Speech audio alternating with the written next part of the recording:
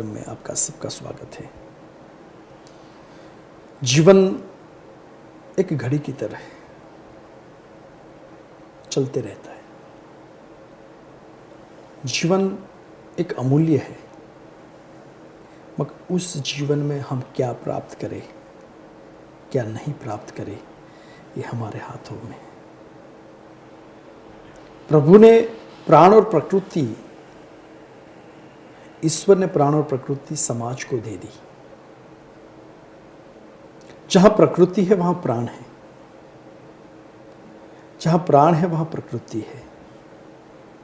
इसका मतलब यह होता है कि एक दूसरे के बिना कोई रह नहीं सकता, नहीं प्राण प्रकृति के बिना, नहीं प्रकृति प्राण के बिना। अगर भक्त ही नहीं है तो भगवान की पूजा कौन करेगा? अगर सृष्टि ही नहीं है तो गुरु की जो महिमा कौन गाएगा? राम जी को तुलसीदास मिल गए, राम जी को वाल्मीकि जी मिल गए। दोनों महान व्यक्ति, महान आत्मा, सुप्रीम पावर ने भगवान राम की महिमा समाज को दिखाई। अगर तुलसीदास और वाल्मीकि जी अगर नहीं मिले होते तो भगवान राम क्या है शायद समाज को नहीं पता होगा। वैसे ही जीवन के अंदर साधु, संत, योगी, यति, सन्यासी सब मिलते हैं, मगर सिद्ध पुरुष मिलना बहुत कठिन है। क्योंकि साधना का पथ सूली ऊपर सेज पिया की, साधना का पथ इतना कठिन है, मगर योग्य गुरु मिले तो कठिन रास्ता एक आसान बन जाता है। 2016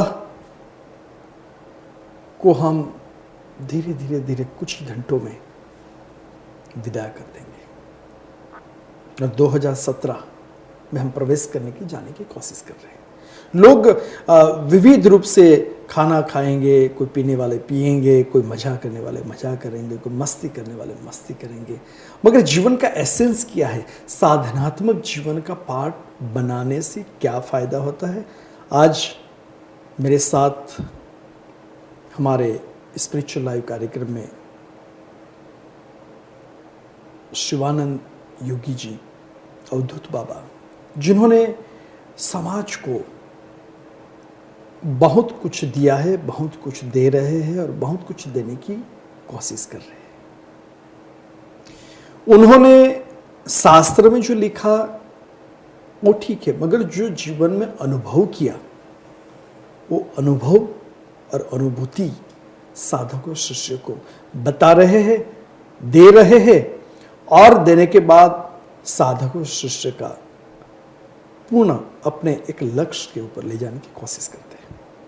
उनके सुपुत्र आचार्य ईशान जी मेरे साथ यहाँ स्पिरिचुअल लाइव कार्यक्रम में मौजूद है।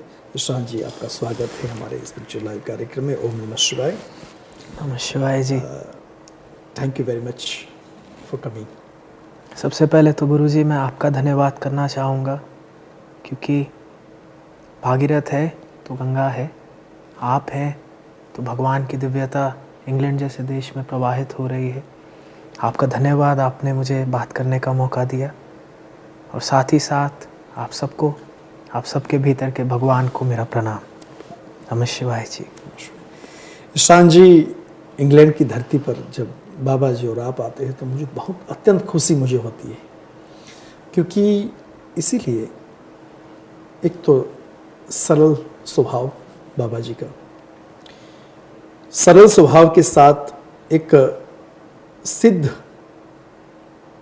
मैं इस शब्द का प्रयोग इसीलिए कहूँगा क्योंकि जो मैंने अनुभव किया है, जो मैंने उनके भीतर की शक्ति को पहचाना है, और मेरे से भी ज़्यादा सौभाग्यशाली आप हैं क्योंकि आपके पिताजी भी है और आपके गुरु भी है।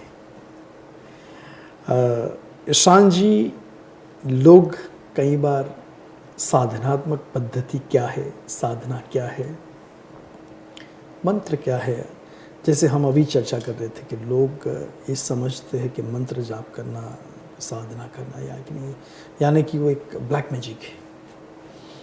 तो उसके ऊपर थोड़ा प्रकाश डालने की कोशिश कीजिए। गुरुजी, सबसे पहले तो मैं ये कहना चाहूँगा कि अभी जो आपने शब्द इस्तेमाल किया सिद्ध, इसका एक बहुत ही कीमती उदाहरण मैं दूंगा। एक सरदार जी एक बार शिविर में आए थे, तो उन्होंने बाबा जी को कहा, बाबा जी हर कोई सिद्ध सिद्ध कहते हैं, मेरे लिए सिद्ध का मतलब है कि बड़ा ही सीधा मार्ग है, that it's a very straight path that you are preaching, and I believe that is the essence. Essence का मतलब ये है कि दो प्रकार से साधना की जा सकती है, एक है साकाम, एक है निष्काम।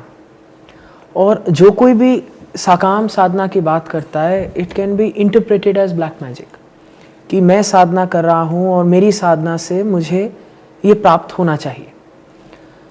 और वो बाबा के भी पास आते हैं, बाबा जी आप हमें कोई ऐसा मंत्र दे दीजिए, और मुझे नहीं पता, शायद ये 2 मिनट नूडल्स का कमाल है कि हमारी थिंकिंग ऐसी हो गई है that what is the easy way out. और बाबा हमेशा इन लोगों को कहते हैं, जो बाबा के पास आते हैं, कहते हैं देखो बाबा जी हमारा ये कर्म है, आप कुछ प्रार्थना कर दो या कोई पूजा कर दो जिससे कर्म कट जाए। और बाबा मजाक उड़ाते हैं उनका, ये कह के कि ये तो ऐसी बात हो गई कि आपका वजन बहुत ज़्यादा है और आप ऐसा कह रहे हैं कि मैं व्यायाम कर लूँ जिससे आप पतले हो जाएं। ऐसा तो हो नहीं सकता। तो सबसे पहली चीज़ जो मेरे गुरु ने मुझे सिखाई कि साधना कभी भी कुछ प्राप्त करने के लिए नहीं है, साधना कुछ बनने के लिए है। अगर हम बोलें कि गधा साधना कर रहा है ताकि गधा राजा भोज बन जाए, ऐसा हो नहीं सकता। लेकिन हाँ, साधना करके गधे की चेतना राजा भोज जैसी बन सकती है, जिससे वो खुद के राजपाट का निर्माण कर ले। Meditation does not exist so that you can have, but it exist so that you can become. और इसीलिए आपकी ज़रूरत है, बाबा जी की ज़रूरत है, जिससे एक बहुत ही सीधा मार्ग लोगों को प्रदान किया जाए, जिससे लोग इस बात को समझें कि human beings are not working at the efficiency which they should. दो चीज़ें हैं, एक है एक्सटर्नल ब्रेन, एक है इंटरनल ब्रेन।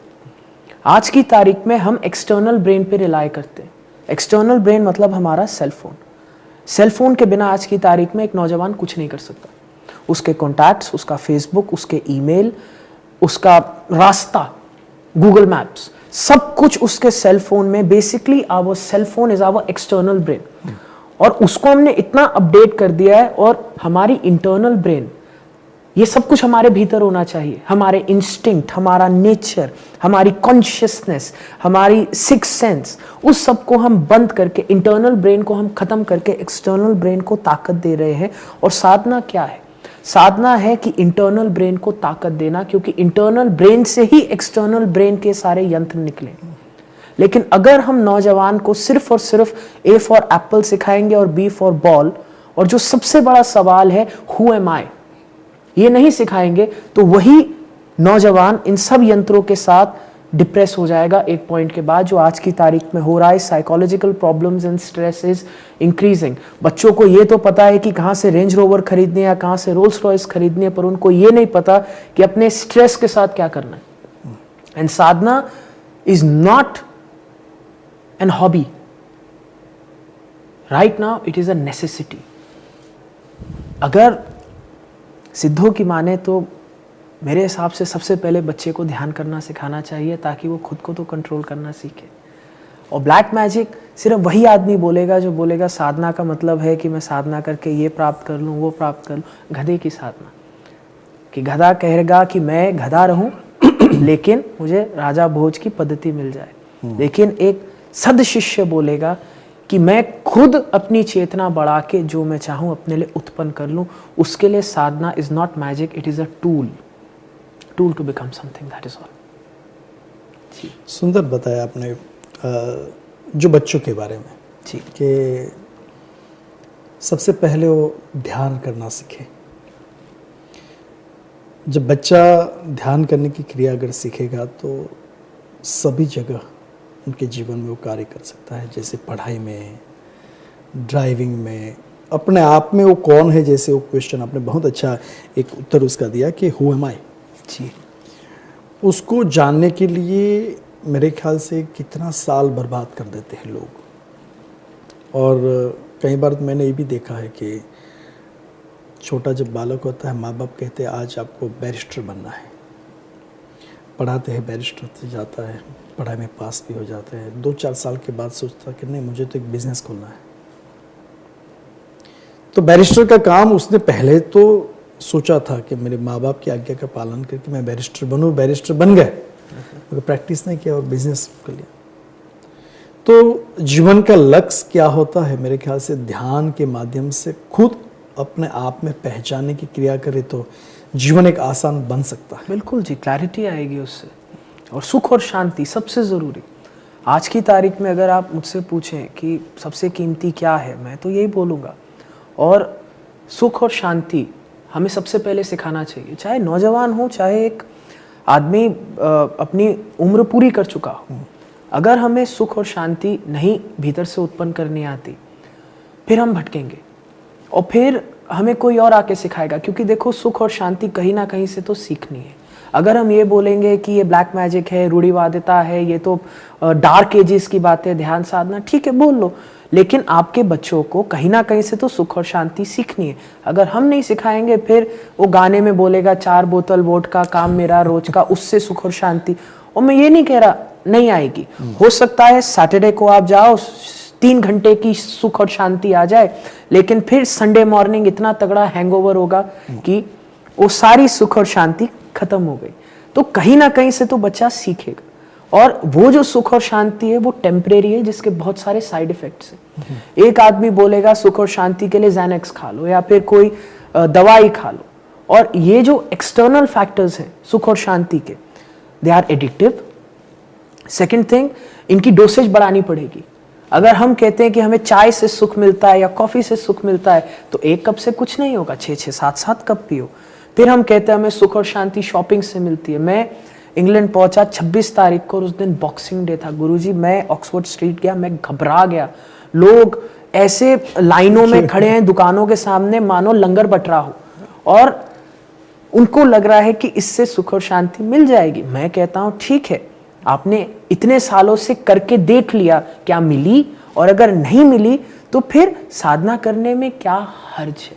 एक बार ये भी तो उपाय अपने जीवन में ला करके देखो। और साधना से आप भी बता सकते हैं, हम दोनों का अनुभव है, हर एक शिष्य का अनुभव है जिसने कभी गुरु से कुछ प्राप्त किया, कि this is the only long lasting सुख और शांति available on the planet earth. और मजे की बात, दिस इज फ्री, हमारे भीतर से निकलती है, डोसेज हमारे कंट्रोल में है, हमें किसी का अधीन होने की जरूरत ही नहीं।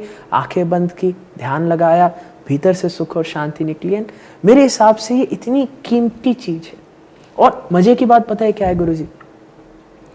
अगर हम इस चीज को नहीं नोटिस करेंगे, तो आज की तारीख में इतने सारे लोग आके इस पे शोध कर रहे हैं भारत में, कल को यही चीज गिफ्ट रैप होके वापस आएगी, और तब हम प्राइड लेंगे कि oh this is such an Indian thing, meditation is such an Indian thing. And I just want to say, why do we wait for somebody else to give us our Indianness? Why don't we own it? Why don't we own our own culture? And if we can do that, then Indians are unstoppable. बहुत अच्छी बात है। तो ऐसी बात हुई कि जो खुद का बच्चा होता है जी, क्योंकि प्रभु ने दिया है, तो हम सोचते चलो धीरे धीरे बड़ा करेंगे करेंगे, मगर जिनके बच्चे नहीं हुए तो वो क्या करते, एडॉप्ट करते बच्चे को। और जब बच्चे को एडॉप्ट करते तो इतना संभाल के इसको धीरे धीरे बड़ा करते हैं। वो सोचते हैं कि चलो प्रभु ने हमको नहीं दिया, मगर जो एडॉप्ट किया बच्चा, वो तो हमारा बच्चा आगे जाकर के देखभाल करेगा। बिल्कुल। ये ऐसी बात हुई कि जो हमारी चीज़ हमारे पास है, हम उसके कदर नहीं कर रहे क्योंकि आसानी से प्राप्त हुई है जी, मगर वही चीज़ घूम करके आए तो इसकी वैल्यू करेंगे। अरे या तो जैसे आपने बताया कि this is meditation is Indian, और इस चीज़ को देखो कितना सुख प्राप्त होता है क्योंकि उन्होंने किया और इन्होंने उनका अनुभव। मगर हमारे संत सिद्ध पुरुष और योगियों पहले से बताते आए हुए आते हुए, मगर हमने प्रैक्टिस ही नहीं किया। जी गुरु जी, एक आदमी एक बार आया बाबा जी के पास, बहुत ज्ञानी था, और बाबा जी के पास आते ही बोला सीधा कि मैंने तो सब कुछ कर लिया, मैंने तो इतनी किताबें पढ़ ली, मैंने तो ये योग कर लिया, वो कर लिया, आप ऐसा कुछ नहीं सिखा सकते जो मुझे नहीं आता हो, और अगर कुछ सिखा भी देंगे, आई ऑलरेडी नो एवरीथिंग। तो बाबा जी ने कहा, बच्चे व्हाट इज़ योर प्रॉब्लम? तो वो कहता है कि देखो मेरे हार्ट में बीमारी है। और बाबा जी ने बस एक चीज़ बोली और कुछ भी नहीं बोला। उन्होंने बोला कि आपकी समस्या कितनी पुरानी। बहुत धमाकेदार चीज़ है जी, ध्यान से सुनना। वो आदमी बोलता है 15 साल। और फिर बाबा ने एक चीज़ बोली कि बेटा 15 साल से आपकी समस्या है, तो मतलब 15 साल से आप जो कुछ भी कर रहे हो इट इज़ यूजलेस। आपका जितना भी ज्ञान है वो सब वेस्टफुल है, क्योंकि अगर ज्ञान सही मायने में ज्ञान होता, if the way actually work, then you had 15 years to make your way work. And if your way has not worked for 15 years, then try my way. और यही चीज मैं देखता हूं लोगों के अंदर कि हर प्रकार के व्यक्ति हैं, लेकिन कुछ ऐसे व्यक्ति होते हैं जो कहते हैं नहीं, we are so used to our way, even if 15 साल से कुछ ना हो, 20 साल से कुछ ना हो, we are so used to our way of thinking कि हम जो सिद्धों का है वो एक बार ट्राई करके भी नहीं देखेंगे। और दूसरे प्रकार के लोग हैं जो कहते हैं नहीं देखो, our way did not work, एक बार इनका भी करके देख लेते हैं। और वो सबसे ज्यादा खुश होते हैं, क्योंकि जब वो आते हैं, वो उस रास्ते पे चलते हैं, उनके जीवन में चमत्कार होते हैं, और फिर वो बाहर जाते हैं और कहते हैं देखो हमारे साथ ऐसा हुआ। और मजे की बात तब सामने वाला कहता है कि देखो दिस इज अ प्लेसिबो, तुमने खुद अपने मन से क्रिएट कर लिया। और मैं कहता हूं ठीक है, एक चमत्कार हो तो आप प्लेसिबो कह सकते हैं, 2 चमत्कार हो फिर भी प्लेसिबो कह सकते हैं, लेकिन अगर रोज किसी ना किसी के जीवन में इतना ताकतवर बदलाव आ रहा है, then it cannot be a placebo, then it is something very scientific, it is something that works. And इसलिए जो भी आदमी आता है मेरे पास कहता है तर्क करो, मैं उसको कहता हूं देखो आपके तर्क से आपको क्या मिला। और अगर 15-20 साल से कुछ नहीं मिला तो अपना तर्क जैसे जूते मंदिर के बाहर उतारते हैं, बाहर छोड़ करके आओ और एक बार इस मार्ग पे चल के तो देखो, ट्राई तो करो। And if it helps then excellent, you change your life and you change the life of your children. मैं तो यही कह रहा हूं, गिव डिविनिटी अ चांस। सुंदर बात है, भगवान कृष्ण के साथ अर्जुन ने तर्क ही किया 12 अध्याय तक और तर्क किया, और तर्क के बाद भगवान कृष्ण ने विराट स्वरूप दिखाया कि देखो अभी तो मैं बोल रहा हूँ, तो देख लिया, अभी तो कर। तो ये बहुत अच्छा एग्जाम्पल, और ये प्रैक्टिकल है। ये एग्जाम्पल कोई वार्ता नहीं है कि एक स्टोरी नहीं, एक हकीकत आपने बताया कि बाबा जी के पास जो आए उनको तर्क रूपी जो जूते हैं वो मंदिर के बाहर रख करके आओ जी, फिर जीवन आगे बढ़ेगा। जी सोचिए अगर चिकित्सक के पास जाके लोग ज्ञान देना शुरू कर दें कि देख भाई मेरा हार्ट मत काट, मैंने किताब में पढ़ा था तुम मेरे ग्लूटियस मैक्सिमस का ऑपरेशन करो, क्योंकि मेरी चाची जी का तो ग्लूटियस मैक्सिमस का हुआ था। तब तो हम तर्क नहीं दिखाते। न जाने क्यों जब एक संत के पास आते हैं हम कहते हैं हमें ज्ञान है, हमने किताबें पढ़ डाली, पर हम ये नहीं सोचते कि जिस किसी ने भी किताब लिखी किस मन या विचार से लिखी, और लिखी तो लिखी तब की लिखी जब कभी कोई संत पृथ्वी पे रहा हो। और मैं ये कहता हूं कि सबसे विचित्र बात ये है गुरुजी की जब मैं छोटा था तो एक मार्शल आर्ट्स थी कलरी पयट भारत की, जो पांडव प्रैक्टिस करते थे, मुझे सीखनी थी और मेरे को उसके गुरु मिले नहीं। मुझे 11 साल लगे उसके गुरु ढूंढने में जिन्होंने मेरे को फिर वो मार्शल आर्ट सिखाई। ज्ञान हम चाहते हैं, लेकिन न जाने कितनी बार होता है वो ज्ञान या तो क्रोनोलॉजिकली खत्म हो चुका होता है कि 500 साल पहले आखिरी गुरु रहा हो, और या ज्योग्राफिकली हमें नहीं मिलता कि हिमालय की चोटी पर लोग बैठे हैं। और आज की तारीख में मैं देखता हूँ लोग कितने ज़्यादा लकी हैं। हो सकता है भगवान कृष्ण के समय लोग इतने लकी ना हो, क्योंकि अगर कोई तब यूरोप में बैठा हो, वो बेचारा भगवान कृष्ण तक पहुंच ही नहीं पाया। भगवान आए और भगवान चले गए। आज की तारीख में हमारे पास इंटरनेट है, आज की तारीख में हमारे पास फोन्स हैं, आज की तारीख में हवाई जहाज है और हमारे पास पैसे हैं। क्यों हमारे पास पैसे हैं? क्योंकि अगर हम $5 की पाउंड की कॉफी खरीद सकते, then of course we can invest on our self. और अगर आज की तारीख में कोई ना कोई चिंता है, वो बस एक है, आलस। और मैं कहता हूं कि आज जो ज्ञान मिल रहा है उसको प्राप्त करना चाहिए। क्यों? क्योंकि क्या पता 50 या 100 साल बाद इसी पर भी किताबें लिखी जाएं। कि कभी कोई गुरुजी थे जो इंग्लैंड में बैठे थे और उन्होंने इतना ज्ञान दिया, और 100 साल बाद किताब पढ़ने वाला सोचे काश मैं वहाँ चला गया होता तो कितना अच्छा होता। मैं कहता हूँ जीते जी हमारे पास इतने चांसेस आते हैं, और आज की तारीख में चांसेस हैं, and we should take them. बहुत अच्छी बात बताई, क्योंकि पहले इतना कोई टेक्नोलॉजी नहीं थी। बिल्कुल जी। और दूसरी बात ये बताई आपने कि सरलता, जब आप कोई चिकित्सक के पास जा कर के खुद एडवाइस देने लगे, आप खुद रोगी हो और जो डॉक्टर को एडवाइस करोगे कि आप मुझे करना। इसीलिए मेरे ख्याल से तुलसीदास ने हनुमान चालीसा जो लिखी तो उसके दोहे में लिख दिया कि बुद्धिहीन तनु जान के सुमिरो पवन कुमार। तुलसीदास ने मेरे ख्याल से हनुमान जी की आराधना करने से पहले ही खाली कटोरा के रूप में अपने आप को रख दिया कि मेरे पास बुद्धि नहीं है, बुद्धिहीन तनु जान के। मगर उस वक्त उन्होंने कई चीज मांग भी ली साथ साथ में। बुद्धिहीन तनु जान के सुमिरो पवन कुमार, बल बुद्धि विद्या देहु मोहे। अगर कटोरा खाली करके नहीं जाते तो ये बल बुद्धि विद्या कैसे दे पाएंगे। बिल्कुल जी। तो इसीलिए ये बहुत अच्छी बात है कि जीवन को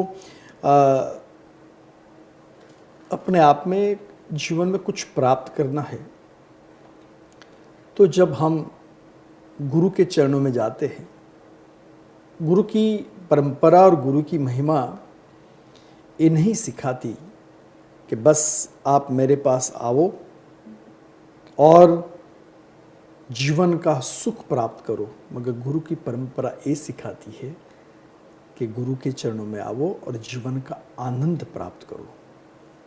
किसी ने बहुत सुंदर लिख दिया कि सुबह की चाय और बड़े की राय बहुत ज़रूरी है जीवन के अंदर। सुबह अगर चाय पीने वाला चाय अगर अच्छी नहीं बनाए तो उसका पूरा दिन बिगड़ जाता है और बड़े की राय अगर उस दिन अच्छी नहीं मिली तो उनका पूरा जीवन बिगड़ जाता है। बिल्कुल जी।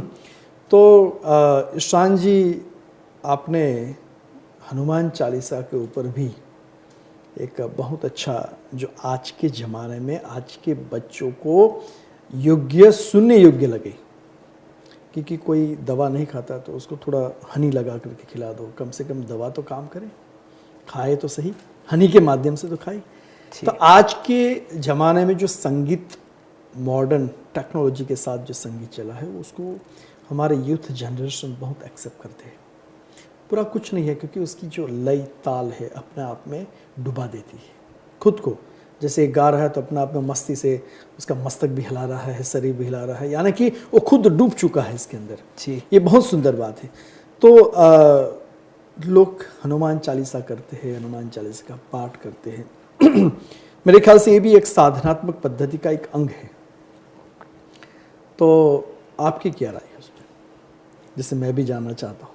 जी गुरु जी।